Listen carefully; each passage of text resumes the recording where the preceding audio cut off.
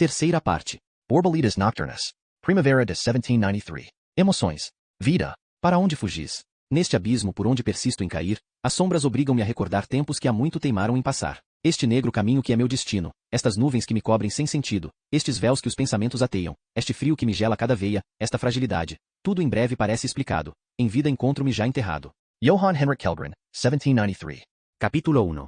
Anastina sabe que o fogo é um jogo de ângulos e espaço. O que vai ser queimado tem de ser cuidadosamente empilhado e de ter espaço suficiente para atear. É como uma coisa viva, o fogo, e, como tudo o resto, precisa de respirar. As brasas dos paus cuidadosamente colocados que acende no fogão da casa, em Catarina, revelam-se mais difíceis de fazer pegar do que imaginara. A pilha de Astaviken é feita de pequenos galhos e vai incendiar-se assim que for tocada por uma tocha. O padre aguarda pelas 7 horas. Quando o homem no cimo da torre da igreja de Catarina der as horas, a fogueira será acesa em honra de Santa Valborg. Anastina costumava ter medo do fogo. Nas histórias infantis este era sempre um monstro, descrito por aqueles que tinham visto as suas casas reduzidas a cinzas, mas Anastina foi criança noutros tempos, criada em Estocolmo, que foi construída em pedra e não em madeira, e com os anos tornou-se cada vez mais difícil para ela ver a ligação entre o fogo devorador e o fogo acolhedor da lareira. Também esta noite, quando crescer dali a algumas horas, será domado, controlado e diminuído com o auxílio de baldes. A noite está quente, mas o vento que sopra do mar é frio. É bem apreciado, uma vez que o Barnagem agora chega ao Faturen de Barlavento, onde a geada desapareceu e o fedor pode ser visto a olho nu,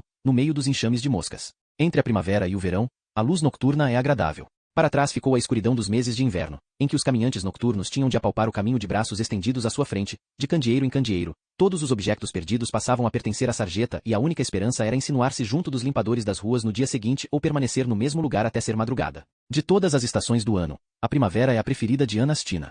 O ano ainda não teve tempo de quebrar as suas promessas. Tudo parece possível. Não é a única a alegrar-se. O prado está repleto de pessoas. Na relva estão sentadas crianças, pobres e vagabundos das congregações de Catarina e Maria, lado a lado com os trabalhadores das fábricas, os que têm tempo e energia para despender. Mais à frente estão as pessoas finas, os donos das fábricas com amigos da cidade entre as pontes, um grupo de nobres com roupas bonitas de seda e rendas. Ao lado dela está sentado Enderspeter, o vizinho. É alguns anos mais velho e já está a aprender a acompanhar o pai no mar. Um dia, saltará para o cais e caminhará com passos firmes sobre uma prancha irregular. E as velas brancas levá-lo para lá do Saltson, em direção ao mar, até Beckholmen ocultar o percurso do barco pelo mundo fora, muito longe de Estocolmo. Inveja-o. Sente-se presa à cidade por correntes que não são menos pesadas apenas por serem invisíveis. A brisa vinda de Amarby intensifica-se. Puxa os joelhos para o queixo e, ao mesmo tempo, ouve-se um grito das alturas. A tocha é encostada à base da fogueira, onde o fogo começa a lamber ansiosamente os galhos. As chamas pegam e sobem até ao topo. Um tumulto espalha-se por entre os grupos ali reunidos quando se descobre que o grito não veio da torre,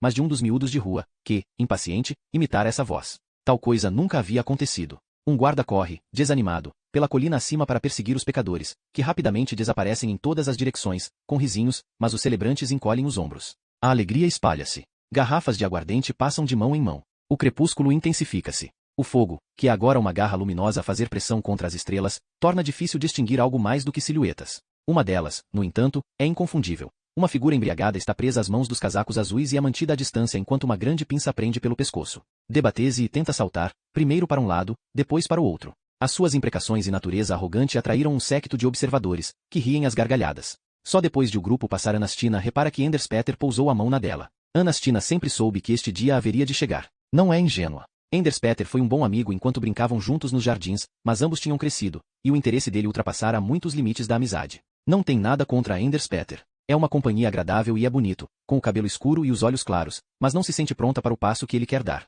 Não sente desejo de proximidade física, tal como a mãe, Maja, que viveu sozinha toda a vida. Talvez uma noite, num futuro pouco distante, quem sabe, mas agora não. Já esperava por isto há algum tempo e passará noites em claro a ponderar como abordaria a rejeição sem arruinar a amizade. Por isso, é com surpresa que constata que a reação surge espontaneamente, antes de ter tempo de a invocar. Afasta a mão. No silencio que esse segue, nem o sabe o que dizer. Está feliz por ter escurecido o suficiente para poder esconder o rubor do rosto. Em vez disso, é Enderspeter que fala. Sabes que gosto de ti, Ana? Sempre gostei. As palavras escapam-lhe. Em breve estarás em idade de casar, Ana. A tua mãe já não tem muita saúde. Quando ela se for, não vais ter ninguém. Podemos procurar o padre, Ana, e pedir-lhe a bênção. A voz dele vai ficando mais sumida até que desaparece completamente. Ela continua sem saber o que dizer. Odeia-se por isso, sabendo que a dor dele aumenta com o seu silêncio. É como se fosse um bloco de mármore, perdido entre as torres de Barnagem, a caminho do cinzel de Sergel. São os soluços de Enderspeter que a puxam de volta para a consciência. Já não consegue vê-lo, mas ouve o seu amigo de infância outra vez, o mesmo rapazito que consolou quando esfolava os cotovelos ou quando sofria os castigos do pai. Quando era pequena, Catarina não era a pocilga suja que aprenderam a conhecer com a idade, antes uma terra de contos de fadas, cheia de aventuras e imaginação. As ideias eram dela, mas sem ele não teria sido possível concretizá-las. Ela transformará o tecto de um abrigo no convés de um barco a navegar em direção à China ou à Índia. Pedras e lascas de madeira transformavam-se em porcelanas e jade para a felicidade de ambos. Quando as chuvas de verão faziam a água correr pela colina de Catarina abaixo, transformavam-se em bombeiros. Anastina descrevia as chamas que só ela via, enquanto Enderspeter trabalhava e ria, carregando um balde furado. Ela dourara os dias com a sua fantasia. Durante muito tempo, pensou que era por isso que ele gostava tanto dela. Mais uma vez, a reação partiu diretamente do seu coração, sem tempo para pensar ou calcular. Vira-se e abraça-o, põe os braços finos em volta dos seus ombros trêmulos e sente que ele escondeu o rosto nas mãos. Balança-o para trás e para frente, como sempre fez. Ele reage, põe os braços em volta dela e enterra o rosto no seu pescoço, enquanto ela lhe acaricia o cabelo. É um abraço redentor, e Anastina começa a pensar que está tudo bem quando os lábios dele procuram os seus. Cobre a boca dela com a sua ao mesmo tempo que os seus braços a apertam com força. Quando ela recua, ele segue-a, e caem para trás na relva. Ele muda de posição, pressionando-a contra o chão com as suas ancas pesadas, e, quando ela tenta protestar, a língua salgada de Enderspeter entra-lhe na boca. Anastina sente-se confusa, como se aquilo fosse um mal-entendido. O horror segue-se imediatamente. Enderspeter sabe que foi rejeitado. Talvez espere que os beijos a façam mudar de ideias, que tenha sido apenas para proteger a sua honra que ela o rejeitou, que talvez esteja grata por poder fingir que a culpa foi dele.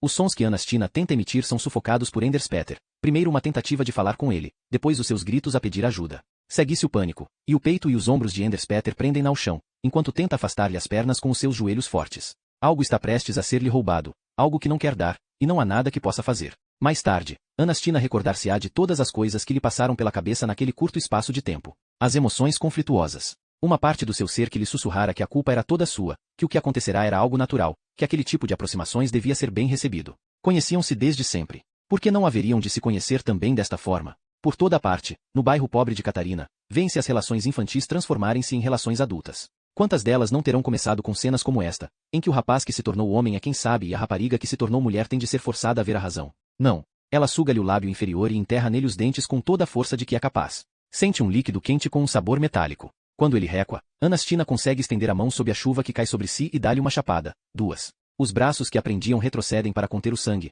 A pressão que a mantinha presa desaparece. Enderspeter sai de cima dela e fica deitado na relva. Choram cada um para seu lado. Anastina é a primeira a parar. Estende a mão para tocar novamente em Enderspeter, como amiga, como que para lhe dizer que é capaz de perdoar o que aconteceu, mas é como se o seu toque o queimasse. Ele afasta-se com um sacão, quase caindo, mas por fim consegue levantar-se e começa a correr pela colina acima. Anastina fica sentada mais algum tempo. Lá embaixo, junto à baía, a fogueira é uma pilha incandescente que em breve estará reduzida a cinzas. Um velho com o chapéu de lado e nós na barba está sentado um pouco mais acima e lança-lhe um sorriso desdentado com uma mão enfiada dentro das calças, cobertas de sujidade e de vomitado. Esteve ali sentado durante todo aquele tempo. Cospe um pouco de tabaco pelo espaço entre os dentes da frente. Estava à espera de um espetáculo melhor, mas tenho a certeza de que hás de encontrar um adversário mais fogoso, e nessa altura talvez tenhas a bondade de avisar um pobre coitado disposto a pagar um xelim para assistir. Dá uma palmada na perna e ri-se da sua própria piada. Ela estremece de desconforto, sacode a erva da roupa e segue o mesmo caminho que Enderspeter seguiu, em direção a Catarina. Capítulo 2. Com a primavera chega o calor, com o calor chega a febre. Espalha-se rapidamente e, embora atinja jovens e velhos, ricos e pobres, é mais cruel para os mais fracos. Desde que Anastina se lembra, a sua mãe, Maja, sempre trabalhou como lavadeira em Barnagem, com as costas curvadas sobre lãs e linhos nas baías e cais, ombros com outras mulheres na mesma situação. Na primavera adoecia. Foi sempre assim. A febre atacava facilmente as fábricas, apesar de manterem as janelas fechadas para afastar os fumos nocivos da cidade, e Maja Knapp estava sempre entre os afetados. Começava com uma dor de garganta e inchaços de ambos os lados do maxilar inferior. À noite ficava com calor, destapava-se e suava copiosamente. Ao final do dia ficava na cama. Às vezes tinha muito frio, às vezes calor, e Anastina, que partilhava com ela as cobertas, via-se ser puxada ou afastada pela mãe, adormecida. Maja não quer comer, mal consegue beber, tem de ser obrigada a alimentar-se. Às vezes delira. As palavras surgem como uma corrente, como se não conseguisse contê-las, às vezes palavras que ninguém conseguia entender, outras vezes falando com grande clareza, como se estivesse acordada e em plena posse das suas faculdades. Nesta noite, enquanto Anastina tenta fazê-la abrir a boca para obrigar a engolir colheradas sucessivas de sopa, fala do fogo. Como muitos velhos, chama-lhe o galo vermelho, o fogo que destruiu quase toda a zona de Maria no ano de 1759, quando Maja Knapp ainda só saíra do ventre da mãe há poucos anos. Anastina ouviu aquela história mais vezes do que consegue contar, mas nunca como naquela noite. Sob a influência de febre, Maia fala descontroladamente. Eos de tal surgem como esse, esta vez a veracina diante dos alhas. É a história de como foi ali parar, a congregação de Catarina. Maja Knapp aluga uma cama para si e para a filha em Catarina, mas foi na congregação de Maria que nasceu. Estava na casa dos pais nesse dia, num verão em que o calor se transformará de alegria em seca. No espaço entre as casas, construiu uma quinta feita com carma de pinheiro e pinhas, com pedras a fazerem de casas e paus a fazerem de cerca. O pai e a mãe estavam a trabalhar nos campos para lá de dentro, enquanto a mulher do vizinho, que já era demasiado velha para trabalhar, ficava de olho em Maja entre cestas. Ela podia brincar durante horas à sombra de uma tilha. A tarde ainda mal começara quando o sino da igreja de Maria começou a tocar descontroladamente. 2 batidas claras, repetidas uma e outra vez, antes do toque das 4.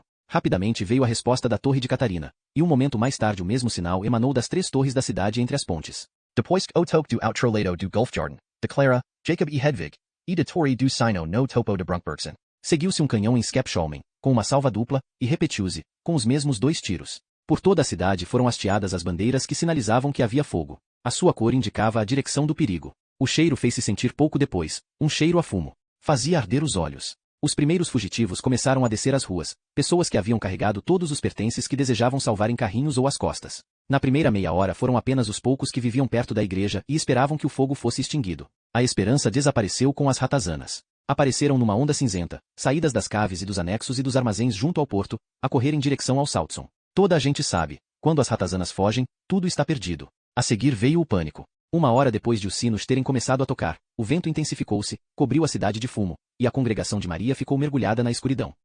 Um jovem apareceu a correr para levar a velha da casa ao lado. Mal olhou para Maja.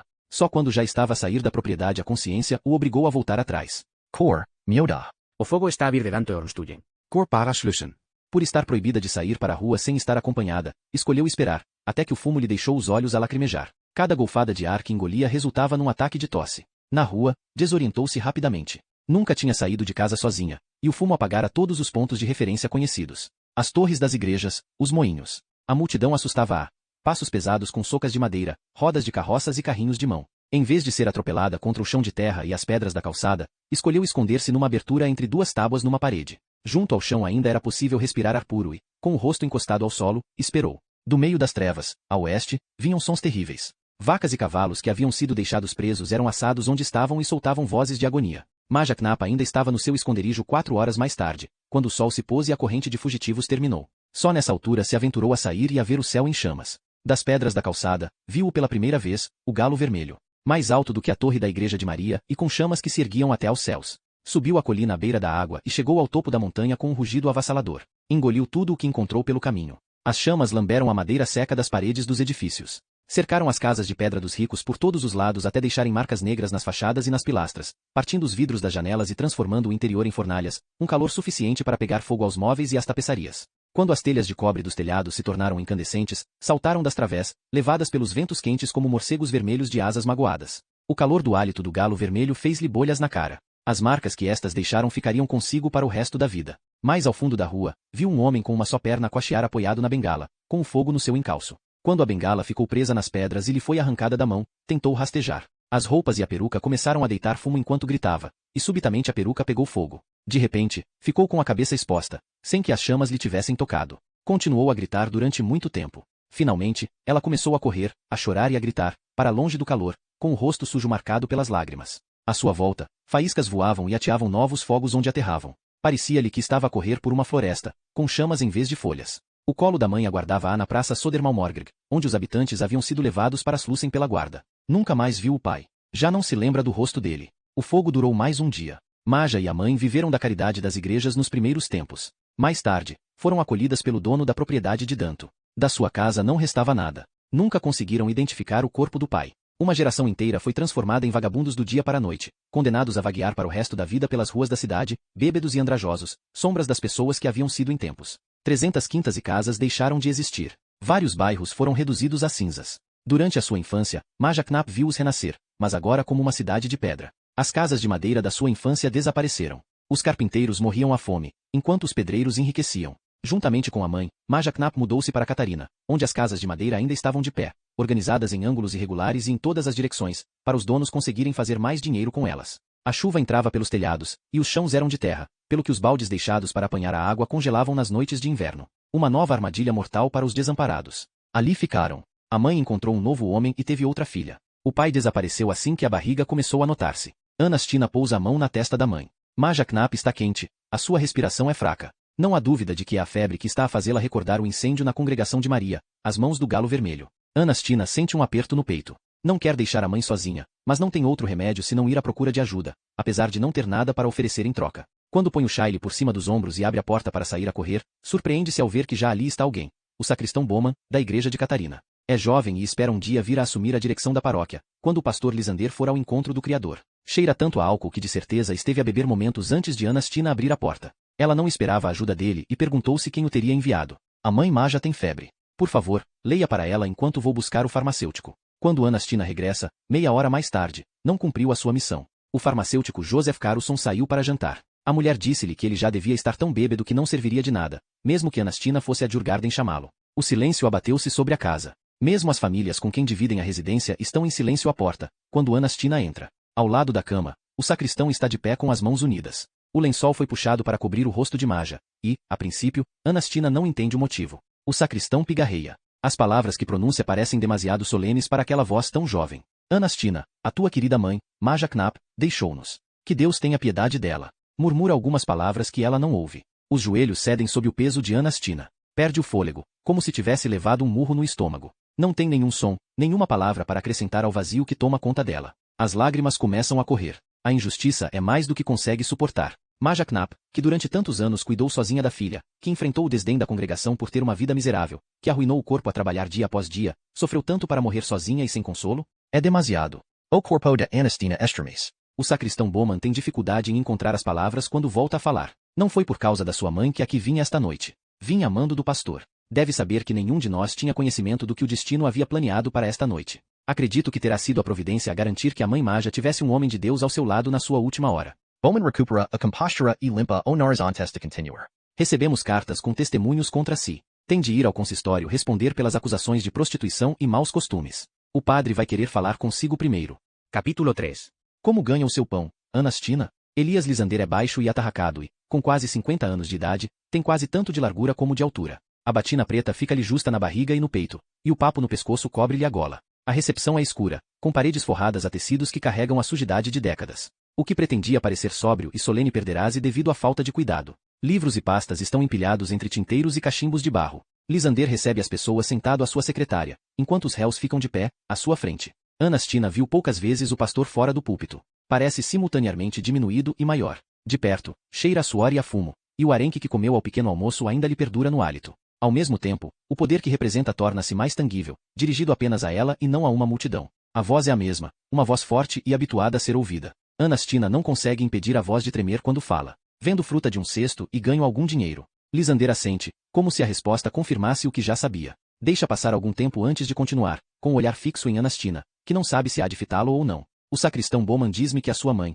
Maria Knapp, nos deixou. Maia. A minha mãe chama-se Maja. A voz de Anastina é fraca. Lisander lança um olhar venenoso ao Olof Bowman, com os olhos raiados de sangue. O sacristão está num canto, com as mãos unidas atrás das costas, e finge não fazer caso. Anastina corrige-se, interrompendo o silêncio tenso. Chamava-se. Lisander afasta a irritação. O alívio de Bowman graças à distração é tão evidente que o barômetro na parede quase mostra a pressão a baixar. Deus dá e Deus tira, Anastina, e deve encontrar conforto na certeza de que a sua mãe está num lugar melhor. Lisander parece não saber como conduzir aquela conversa, mantendo um tom de compaixão. Tem uma ressaca do dia anterior, e nem a bebida matinal, nem a bebida da hora do almoço, nem o café conseguiram diminuir-lhe a dor de cabeça. Opta por uma espécie de irritação, a falta de melhor solução para ir direto ao assunto. Como pensa sustentar-se na ausência da sua mãe? Maja Knapp não era casada, o pai de Anastina nunca foi conhecido, e não tem noivo, apesar de já estar na idade. Ainda mal passou um dia desde que Maja foi levada de sua casa, para o cemitério dos pobres de Catarina. Anastina providenciou o melhor funeral que pôde. Fez-se a mesma pergunta, e duvida de que a resposta,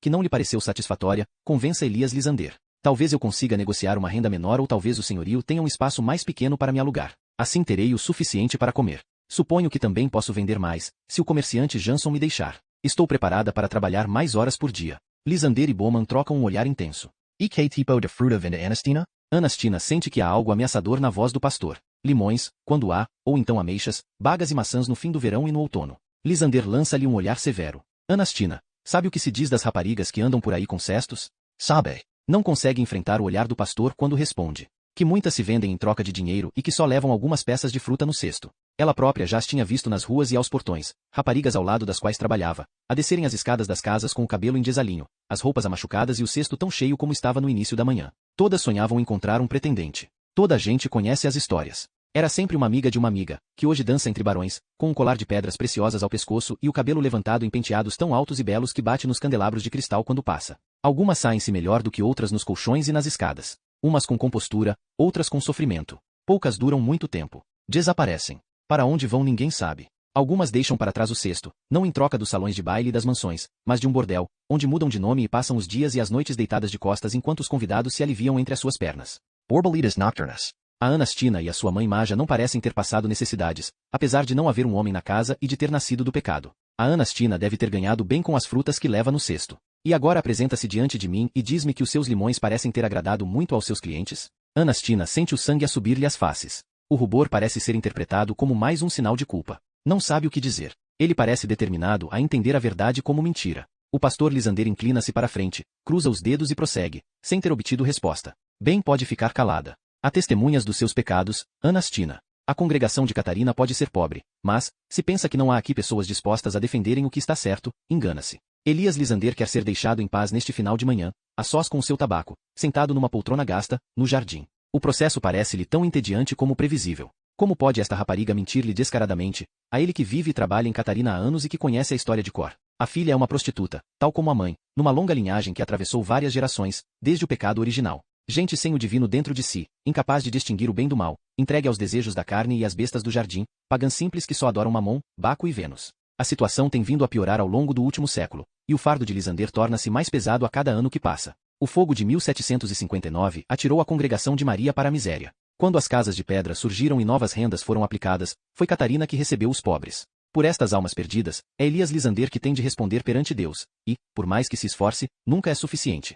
As sessões do consistório da igreja, onde a sua sujidade é limpa por padres de todas as congregações, de Clara, Maria, Jacó, Nicolai e Edvig Eleonora, são as piores. Desenvolveu o hábito de se fortalecer antes das sessões com uma bebida, mas nem a aguardente consegue calar o ressentimento em relação aos colegas, que conseguem ver o que é claro para todos. Elias Lisander é um mau pastor para o seu rebanho. Mais um cordeiro que se perdeu sem que tivesse podido fazer algo para o evitar. A raiva causada pelas injustiças da vida abate-se sobre ele. Anastina Knapp não tem nada a ganhar com as suas mentiras. Nathanael Lundstrom e a sua mulher, Clara Sofia, pessoas boas que contribuíram para o bem da congregação com colectas e orações, submeteram testemunhos escritos de como tentou aliciar o seu filho, o aprendiz de marinheiro Anders Peter, para a ruína. Eu próprio interroguei o rapaz. Ele diz que a Anastina o atraiu para um lugar isolado, que desvendou o seu sexo diante dele e rolou as ancas, que se lhe ofereceu de todas as formas possíveis e tentou fazê-lo quebrar o sacramento. Como tantas outras mulheres, só quer encontrar um Adão para Eva, tentá-lo e desviá-lo do bom caminho. O que faz com o seu cesto é mais do que óbvio, e o casal Lundstrom afirmou categoricamente. Não tenho razão para duvidar. Lisander faz uma pausa.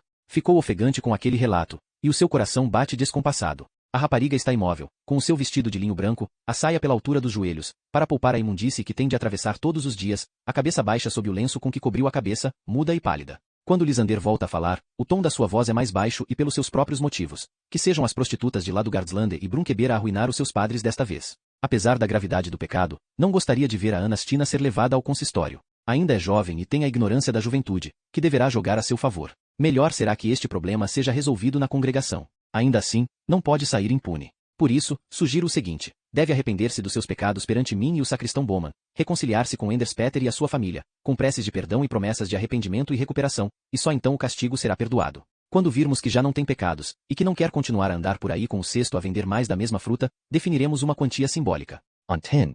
Anastina? Anastina sente a mesma paralisia que sentiu junto ao leito de morte de Maja. Não consegue respirar, não consegue mexer-se. A única coisa que consegue fazer é permanecer imóvel, enquanto Olof Bowman se contorce e o rosto do pastor Lisander se cobre de um tom cada vez mais escuro de vermelho. Perdeu a fala. Não entende o esforço que estou a fazer para poupar? Tem de confessar os seus pecados e de se emendar para salvar a sua honra. Talvez fosse por Anastina ter tão pouco. Pensa que talvez aqueles que têm mais coisas mundanas também possuam a capacidade de atribuir um menor valor à verdade. Sabo olher furioso de Lysander, sente que a verdade é a única coisa que tem. E com surpresa que descobrir que não está disposta a abdicar dela. É sua e é tudo o que possui. Maja Knapp está morta, e agora Anastina toma a única decisão que pode tomar, e é o único consolo que encontra depois da morte da mãe. De Bexo de Terra, Maya esquiviresse a testmanher a catástrofe que Anastina já antive.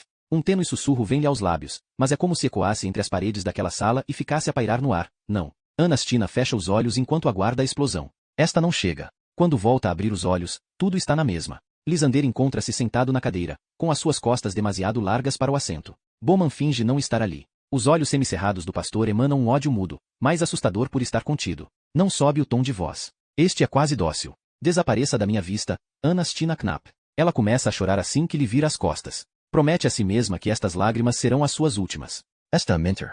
Capítulo 4. Estão aqui 2 homens à tua procura. Anastina conhece a rapariga apenas como Ula. Ninguém lhe conhece o apelido, nem ela própria. Anastina demora alguns momentos a reagir. Ula não é boa da cabeça, e é fácil ignorar o que diz sem pensar no que significa. Tal como Anastina, percorre as ruas com o seu cesto, mas mais a sul de Maria. O comerciante Efraim Jansson tem um sistema para suas raparigas, em que cada uma tem a sua própria rota, e as suas zonas são bem guardadas. Que Deus ajude quem as invadir. Pode esperar ser perseguida até uma esquina e receber puxões de cabelos, murros e arranhões. Ainda assim, às vezes encontram-se nas zonas fronteiriças, como neste caso. Anastina camina das praias de Lortfarden para a Rua Repslagarten, a oeste, e para a Rua de Santa Catarina, a sul. Ula em volta do Faturen, onde mais ninguém quer pôr os pés. Encontram-se no cimo da colina Postmastarbacken, com vista para Slussen lá embaixo e para a cidade entre as pontes. O cesto de Anastina está quase vazio. Espera conseguir vender o resto da carga no caminho de regresso a Jansson, mais ao fundo da colina, esperando que ele tenha mais fruta para lhe dar. Se apressar, ainda pode dar mais uma volta antes do pôr do sol. Ula olha de olhos semicerrados e boca aberta. Anastina não sabe muito acerca dela. A rapariga carrega o cesto desde o início da primavera, e as semanas de trabalho ao ar livre deixaram a sua marca. A pele ficou castanha do sol e da poeira, e as costas curvaram-se do peso que carrega. Vende com dificuldade e apenas o suficiente para manter o emprego. É sempre alvo de desconfiança na altura de entregar a receita, e os artigos que lhe sobram têm de ser rapidamente divididos pelas outras para serem vendidos antes de se estragarem. Anastina já a viu sair a cochear de recantos e celeiros, onde alguém abusou dela, com a saia suja e com a touca de cores garridas de lado. Os pensamentos de Anastina voltam ao prado e a Enderspeter. Fica horrorizada ao pensar na quantidade de situações semelhantes que Ula já terá vivido. É um milagre a rapariga ainda não ter engravidado. À noite, Anastina pensa no que Lisander disse e tenta imaginar as partes da história que não conhece. Que Enderspeter deve ter regressado à casa naquela noite, furioso por ter sido rejeitado, e que os pais devem ter descoberto o que aconteceu ao filho. Sabe o suficiente acerca de Nathanael e Clara Sofia Lundstrom para poder adivinhar o resto. A mãe, em particular, sempre encarou Anastina com desconfiança à medida que os anos passavam, e a amizade entre ela e Enderspeter durava certamente devido ao medo que tinha de o filho escolher casar com uma simples rapariga de rua, em vez de esperar por alguém do seu nível e preferir cortejar a filha de um nobre. Se Enderspeter lhe tivesse dito algo que não a verdade, não hesitaria em pensar mal de Anastina, uma aventureira que lhe queria fisgar o primogênito e arrastá-lo para uma vida de depravação com os únicos meios que tinha ao seu dispor. Perguntas que sugerissem as respostas desejadas ter-se-iam encarregado do resto. Enderspeter, provavelmente lavado em lágrimas, só teria precisado de assentir com a cabeça para confirmar as suspeitas da mãe. Olafunga. O ranho escorre-lhe para o lábio superior. Anastina desperta do seu devaneio. Que tipo de homens? Ula limpa o nariz à manga gasta do vestido. Usam roupas estranhas. Um deles tem um olho a menos. O que querem eles comigo? Perguntaram se eu conheço uma rapariga chamada Anastina. Qual delas? Perguntei eu, Knapp ou Andersonskans. Knapp, disseram eles, a que carrega o cesto na congregação de Maria. Quando os encontraste? O que respondeste? Ula faz uma careta, tentando concentrar-se o suficiente para responder a várias perguntas ao mesmo tempo. Já há algum tempo. Antes do meio-dia, porque o sino da torre ainda não tinha tocado. Eu teria ouvido se tivesse. Fui ao poço da igreja porque tinha sede. Por que não foste antes ao poço de Brunsbacken? Se o dragão te tivesse visto ao pé da igreja, ter-te-ia dado uma sova outra vez. Sabes isso melhor do que ninguém. Ula sorri e soergue o lábio numa expressão orgulhosa, exibindo o buraco no lugar dos 3 dentes da frente que Karin Erson, conhecida como Dragão, Draken, o nome do bairro que fica na rota do cesto de Ula, arrancou com uma pedra da última vez que Ula saiu da sua rota. Perguntaram se eu conhecia a Anastina Knapp e se sabia onde podiam encontrá-la. Perguntei o que tinha acontecido ao olho do mais alto e à perna do mais baixo. O mais baixo disse que, se eu tivesse juízo, estava calada e respondia às perguntas deles em vez de inventar perguntas para lhes fazer. Respondi que podia tentar, mas que era difícil calar-me e responder ao mesmo tempo. Então o mais alto puxou-me os cabelos. Ula levanta a touca para lhe mostrar uma zona vermelha atrás da orelha, onde o scalp está visível por entre as madeixas desgrenhadas. Doeu-me tanto que perdi o cesto e quase comecei a chorar, mas depois pensei que a Anastina sempre foi boa para mim e que aqueles 2 não vinham para lhe fazer bem. Por isso disse-lhes que conhecia bem a Anastina, uma rapariga grande com cabelos pretos e uma corcunda que carrega o seu cesto para lá de Bojorgarden. A descrição contrasta completamente com o cabelo louro de Anastina, com as suas costas direitas e com o seu território a oeste, perto de Repslagarns. E correspondia a Karen Erson e ao SU territorial, na zona de Draken. Separaram-se. Anastina corre pela calçada sob a luz cada vez mais fraca. No armazém, Efraim Jansson está prestes a terminar as tarefas do dia e a preparar o seguinte. Anastina desistiu da ideia de dar mais uma volta à sua zona para esvaziar o cesto. O comerciante reclama ao ver alguns dos seus produtos serem devolvidos. Então a menina Knapp já tem dores nos pés? Prefere ir para casa empoeirar as faces e perfumar o pescoço com água de rosas? Reconhece o brilho nos seus olhos quando analisa os números na sua folha. Os ruibarbos estão a ficar passados. Já não vou poder vendê-los ao mesmo preço amanhã. Sabe-lo tão bem como eu. A diferença vai ser deduzida do teu pagamento. Recebe algumas moedas pelo que conseguiu vender. Menos do que contava. Em Postmastarbaken as sombras começam a ficar mais longas. O sol desce do outro lado da colina, e a pouca luz que resta tem um tom amarelo avermelhado. Anastina olha em volta antes de sair, mas não vê nenhum homem igual aos descritos por Ula, nem no cimo da colina, nem lá embaixo, junto à praça e a Slussen. Anastina sobe a colina em direção a Catarina, passando pelo cemitério e pela fábrica de têxteis.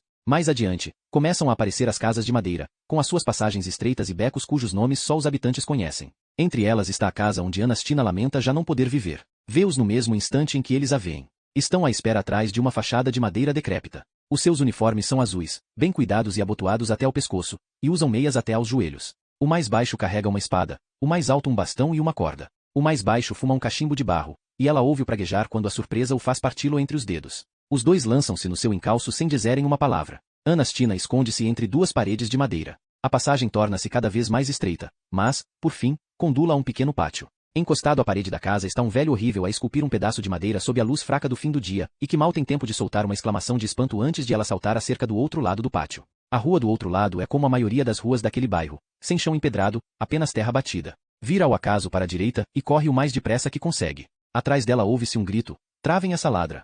Vindo dos seus perseguidores, numa tentativa de conseguirem ajuda para sua perseguição, ou do velho, a quem a experiência ensinou que, se uma pessoa corre pelas ruas de Catarina, regra geral é porque leva algo roubado. Junto a um armazém há tábuas soltas encostadas à parede, e o ângulo é suficientemente largo para lhe permitir enfiar-se entre a madeira e a parede. Espera ali até ao cair da noite. Quando volta a espreitar para fora, as estrelas brilham sobre Catarina, mais do que é possível contar, mais nítidas e fortes porque a maioria dos senhorios não se dá ao trabalho de instalar luzes. Tem de sair dali, mas não sem as suas coisas. Ainda tem alguns xelins guardados numa bolsa, uma escova de maja, uma pulseira entrançada que lhe foi oferecida no baptismo e uma mão cheia de contas de vidro. Ainda lhe resta alguma comida. É o suficiente para alguns dias, para atravessar Slussen e desaparecer na cidade entre as pontes ou nas quintas do outro lado da ponte Norbro. Esgueira-se ao longo das paredes e contorna o quarteirão para não voltar para trás pelo mesmo caminho. A casa tem várias portas exteriores novas, e as paredes interiores também se multiplicaram, para poder albergar mais famílias. Anastina segue um dos fossos que serve de sarjeta e entra por um buraco entre as tábuas da cerca. Fica imóvel um momento, deitada na relva, e procura movimento.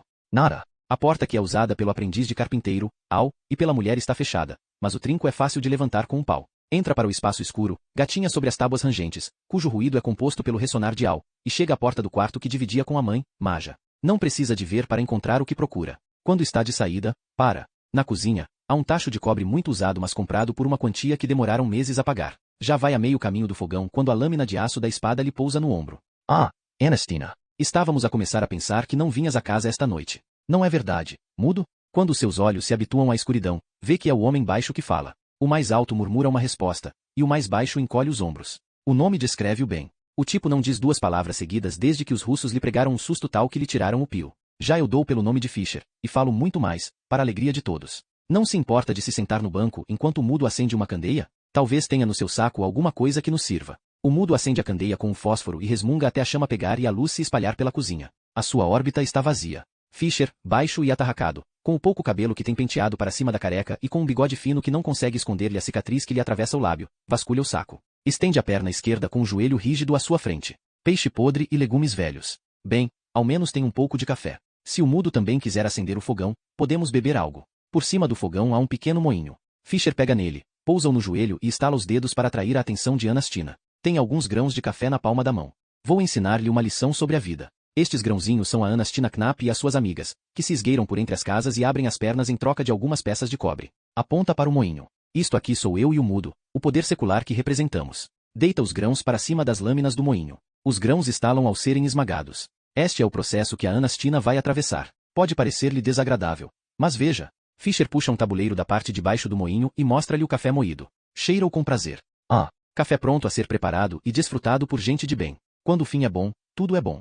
E é assim que vai ser para Anastina, quando for castigada para corrigir a sua vida de pecado. O café demora um pouco a levantar fervura. Anastina fita o chão. Fischer inclina-se para a frente. A expressão alegre abandona-lhe o olhar, que se torna duro como pedra. Suponho que sabe quem somos? Anastina sabe. À exceção de Ula, não há ninguém nas congregações de Maria ou Catarina que não conheça os homens de azul, normalmente coxos, deformados ou mutilados a ponto de não poderem assumir outro cargo na polícia ou no exército. Dia e noite, caçam mendigos, ladrões, vagabundos e prostitutas, qualquer pessoa que, aos olhos do governador não tenha utilidade para a cidade. A maioria dos homens de azul não representa perigo, uma vez que gastam tudo o que ganham na taberna. Frequentemente, deixam-se subornar ou convencer a deixar passar pequenos delitos, por meio dos mesmos crimes que procuram combater. São chus. Ele ri-se, sem alegria.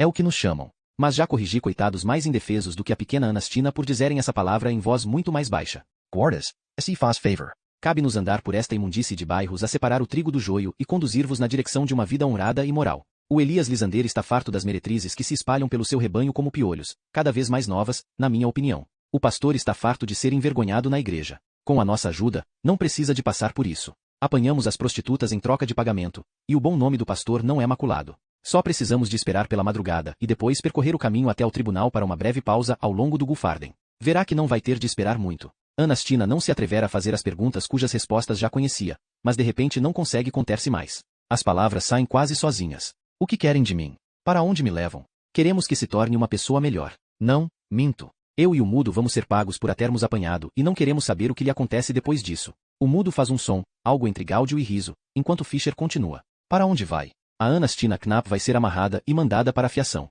É uma borboleta nocturna a quem tiraram as asas. Capítulo 5.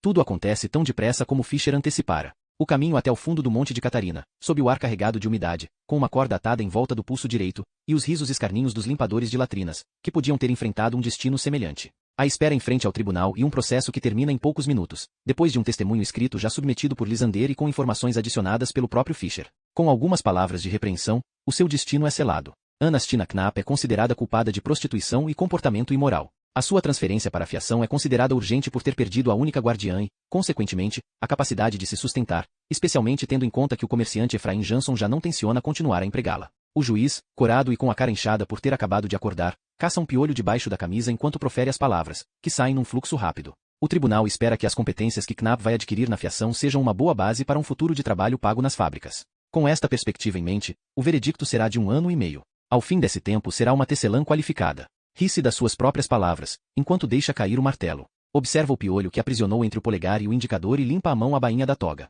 Asterisco Anastina é levada antes de ter a oportunidade de protestar ou de fazer perguntas. Atrás dela há guardas e casacos azuis, prontos para apresentarem ao tribunal as pessoas que apanharam durante a noite. O mudo guia ao longo da fila de homens e mulheres tão bêbedos que mal se têm de pé, alguns dos quais a sangrar das pancadas. Lá fora aguarda ao Risgarden. Fischer boceja ao enfrentar a luz da manhã e estica a perna rígida, enquanto apoia as mãos no fundo das costas. Nem pensar em irmos a pé até Langolmen, se pudermos evitá-lo. Vamos apanhar uma boleia. O mudo assente em resposta. Fischer tenta em vão acender o cachimbo de barro partido, mas interrompe-se quando vê uma carroça carregada de lenha, puxada devagar por um boi, que vem de Slussen. Apressa-se a abordar o cocheiro e, ao fim de uma breve troca de palavras, faz sinal ao mudo para o seguir. Na parte de trás da carroça há espaço para todos em cima da lenha acabada de cortar. Fischer pega na corda que prende Anastina e ata a uma das tiras que prendem a carga na carroça. Estamos à espera de mais uma passageira. Não demora nada. Aqui o mudo vai a correr buscá-la. Quando regressa, é Karin Nerson que traz na outra ponta da corda. O dragão. Fischer encolhe os ombros ao ver o olhar de reconhecimento no rosto de Anastina. Apanhamo-la graças àquela rapariga imbecil do cesto. Foi mais fácil de encontrar do que a Anastina. Bastou-nos seguir os gemidos de um oleiro excitado. Conseguimos apanhar a menina Erson em flagrante delito. Quando o mudo se aproxima, Anastina vê-a de perto pela primeira vez em muito tempo. Tem o vestido manchado de lama seca.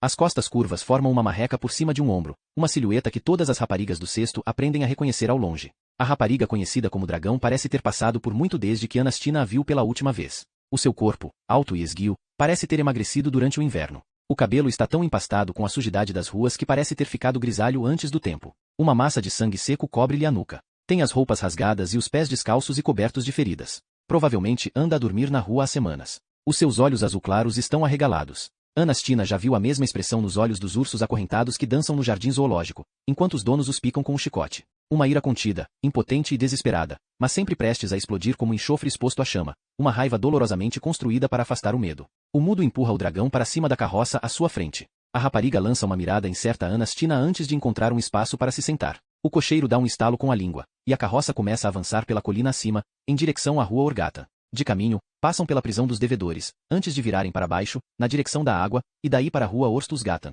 passando pelo Gubusvarnen e pelo Alma. Quando o caminho vira para a direita, vê o lugar pela primeira vez, Langolmen, do outro lado da Ponte das Tecelagens, aquela que ouviu chamar a Ponte dos Suspiros. A ilha é pedregosa e estéril. O pouco solo que existe não chega para cobrir a rocha, que desponta em picos negros e afiados. Do outro lado da ponte, há um aglomerado de edifícios. Atrás deles surge a fachada da fiação. Anastina nunca viu edifícios assim, nem em Maria nem em Catarina. Mais perto dele ergue-se a torre da igreja da tecelagem. Um sino preto pende, solitário, na torre, adornada com uma cruz e uma flâmula. Atrás dela, vislumbra alas com grades nas janelas. Os velhos dizem que estes lugares têm a sua própria memória e poder. Anastina não tem dificuldade em acreditar. Já sentiu os arrepios ao passar pelo cadafalso de Ammarby, o desconforto ao percorrer os cemitérios da peste, a vibração no ar, como se fosse um vestígio dos horrores vividos nos cavalos de madeira e nos pelourinhos. Mesmo em volta das fábricas sente algo, como se as pedras estivessem infiltradas pelo mal. Quando passa a ponte, sente-se tomada pela mesma sensação. Dos muros da fiação, um ódio antigo abate-se sobre ela, apurado ao longo de décadas. Muita gente sofreu ali. Um som vindo do lado esquerdo chega aos seus ouvidos, a última coisa que esperava ouvir naquela paisagem sombria. Alguém está a cantar. A voz é transportada pelo ar estagnado daquela manhã, e o seu dono parece ter sido talentoso na juventude. A voz é afinada, mas perdeu a força. O deus da noite prepara aqui a sua presa. A canção vem de uma mansão à direita, ao lado do caminho, que tem uma janela aberta. A fachada da casa, pintada com o mesmo tom amarelo da cidade entre as pontes, sofreu os efeitos da proximidade com a baía. A umidade e a geada penetraram na fachada e soltaram grandes lascas de tinta. Quando a carroça se aproxima do edifício principal, constata que a fiação se encontra no mesmo estado. A voz continua atrás deles. Descerei às profundezas do abismo negro. O cochero puxa as ridias para trovar o boi. Fischer e o mudo fazem o dragão e Anastina descerem da carroça. Fischer lança alguns olhares em volta antes de se dirigir ao cocheiro. Muito bem, meu amigo, está na altura do seu pagamento. Raparigas, tenham a bondade de levantar os vestidos para o nosso amável cocheiro. E sejam generosas. O dragão hesita, mas encolhe os ombros, solta uma gargalhada e deita a língua de fora ao cocheiro, enquanto faz o que lhe foi ordenado. Anastina sente o mesmo que sentiu quando enfrentou Lysander, o roubo a que está prestes a ser sujeita, que significa tão pouco para o mundo, mas que é tudo para ela. Mais uma vez, fica imóvel. Cerra os punhos até as unhas se cravarem nas palmas das mãos. O cocheiro aponta para Anastina com uma expressão acusadora e expressa a sua insatisfação. Então e esta? A outra não era grande coisa. Só por ela, não teria vindo até aqui. Fischer lança um olhar venenoso a Anastina e olha para o mudo sem dizer nada. O outro tira o bastão do cinto. No mesmo instante, o portão abre-se atrás deles. De lá de dentro sai um homem com as vestes negras de padre. Para ao descobrir o pequeno grupo junto da carroça e olha de um para o outro com uma expressão inquisitiva. O padre é alto e magro, com o cabelo grisalho espetado. Os seus olhos são tão protuberantes que as pupilas flutuam no meio da parte branca. As pálpebras contornam os olhos com uma regularidade estranha. Parece perceber que algo se passa ali, apesar de Karen ter sido rápida a recompor-se. Aproxima-se mais e olha de Fischer para o mudo com uma expressão de desagrado. Então? Fischer tira imediatamente o chapéu azul da cabeça e responde num tom submisso. Fischer e mudo, números 12 e 25 da guarda. Vimos entregar as duas novas fiandeiras aos cuidados do inspetor Bjorkman. O padre funga e aproxima-se mais até ter a ponta do nariz quase colada à de Fischer. O guarda tem de fazer força com os calcanhares para se impedir de recuar. Aos cuidados do inspetor Bjorkman, diz. Não pode estar a falar do mesmo inspetor Bjorkman que passa dias a fio a cantar áreas esquecidas de óperas igualmente esquecidas no palco. Talvez como elegia a majestade que lhe atribuiu o posto apenas para lhe permitir continuar a entregar-se à gula porque peça mais do que qualquer outro, seguida do vinho e da autodestruição. Creio que não estamos a falar do mesmo inspetor Bjorkman. Fischer endireita-se sem saber o que responder. Os seus olhos parecem à beira das lágrimas enquanto tenta fitar os olhos do padre. Parece ter perdido a fala. Fischer. Vou dar-lhe a resposta, para poder ter algo melhor a dizer da próxima vez que alguém mencionar o inspetor Bjorkman. O Bjorkman é um porco, um canalha que não hesitaria em ir para o campo violar as bezerras e depois rebolar-se na lama da luxúria e assustar a congregação de Maria com o seu ressonar. A voz do padre sobe cada vez mais de tom à medida que prossegue. Os perdigotos saltam-lhe dos lábios sempre que atinge uma nota mais alta. Anastina percebe que não é o olhar intenso do homem que deixa Fischer com os olhos a lacrimejar. O fedor de aguardente que rodeia o padre atinge-a agora, apesar de estar a vários metros de distância e de uma leve brisa ter começado a soprar sobre a ilha. Mas talvez o Fischer seja da mesma laia, a avaliar pela sua barriga. O padre começou a andar à volta de Fischer, com as mãos atrás das costas, como se fosse um professor severo a fazer uma inspeção. O Fischer olhou para o nosso gado quando estava a vir para aqui? Talvez tenha visto o touro excitado e tenha tido vontade de saltar a cerca e de baixar as calças. Os animais não estão formalmente sob o meu cuidado, e a questão de terem alma ou não é do domínio de homens mais sábios do que eu, mas juro-lhe que não vou hesitar em testemunhar na sua condenação ao fogo do inferno, se isso acontecer. Sugiro que se ponha daqui para fora, e depressa, logo que tenha entregado a sua carga à fiação.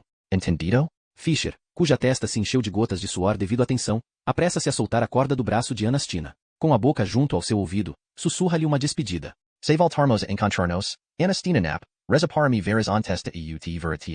Empurra-a a ela e ao dragão para o lado de dentro do portão, onde um guarda com o mesmo uniforme azul as aguarda. O padre desaparece atrás delas, em direção às casas junto à ponte, um pouco cambaleante, enquanto murmura em voz baixa, como se ainda estivesse a repreender Fischer, que cospe por cima do ombro. Então aquele é que é o vigário Neander. Ouvi dizer que é doido. Agora tenho a prova. O guarda junto ao portão, um homem mais velho com pele manchada e sem cabelo nem sobrancelhas, solta um risinho. Lamento. Todos os que se cruzam com o Neander quando ele está de mau humor têm discussões deste tipo. Qual é o problema dele? Para além de uma falta generalizada de bons modos, foi informado de que o seu barítono preferido e inspetor da tecelagem, Bjorkman, se demitiu e tenciona retirar-se para Savolax. Se odeia assim tanto o inspetor, seria de esperar que estivesse contente. Os dois têm uma história conflituosa que dura há muitos anos. Há anos que o vigário escreve cartas de protesto sobre Bjorkman a todas as autoridades de que se consegue lembrar, incluindo o próprio rei Gustav, o que resultou em ser multado em 20 riksdaler por ter usado na carta um tom que não era digno dos olhos do monarca. Dizem que abriu uma garrafa de champanhe e mal soube que o rei estava morto. Acho que o Neander está furioso por o Bjorkman estar prestes a escapar à vingança que planeou para ele há muito tempo. Quem vai assumir o lugar do Bjorkman? Ninguém sabe, mas pode demorar até ao outono ou mais ainda. Quem haveria de querer vir para esta ilha miserável? O Bjorkman manteve a indiferença durante 20 anos. Provavelmente foi o que lhe permitiu manter-se são. Mal o vi fora da tecelagem desde o inverno. O Neander diz as orações de manhã e à noite, regra geral tão bêbado que mal consegue recitá-las de cor, e está se borrifando para as fendeiras porque não o podem ajudar na sua luta contra o inspector. É o Peterson que controla tudo, como o Fischer bem sabe, e não haverá grande mudança com a chegada do novo inspector. Porra, que belo monte de merda é este lugar. Não tenho muitos motivos para me sentir grato, mas não ter de viver neste ninho de vespas é certamente um deles. Aqui tem as suas duas novas tecelãs, ambas prostitutas. Boa sorte, meninas. Fischer toca respeitosamente na aba do chapéu, dá meia volta e sai.